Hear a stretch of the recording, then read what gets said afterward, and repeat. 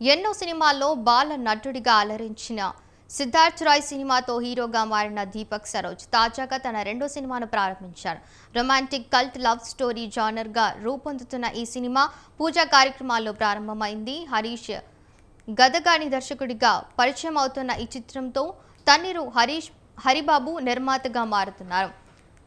దీక్షిక, అనైరా హీరోయిన్లుగా నటిస్తున్న ఈ చిత్రంలో రఘుబాబు, హైపరాది, సత్య, యాదమరాజు, రచ్చరవి వంటి వారు ఇతర కీలక పాత్రలు నటిస్తున్నారు. పూజా కార్యక్రమానికి ముఖ్య అతిథులుగా దర్శకుడు వేణు ఊడుగుల, ప్రదీప్ మల్దాలి, కమిటీ కుర్రాలు ఫేమ్, యదువంశీ తదితరులు హాజరయ్యారు. పూజా కార్యక్రమాల అనంతరం ఈ సినిమా స్క్రిప్ట్ని ప్రదీప్ మల్దాల, యదువంశీ అందించగా వేణు ఊడుగుల క్లాప్ కొట్టారు.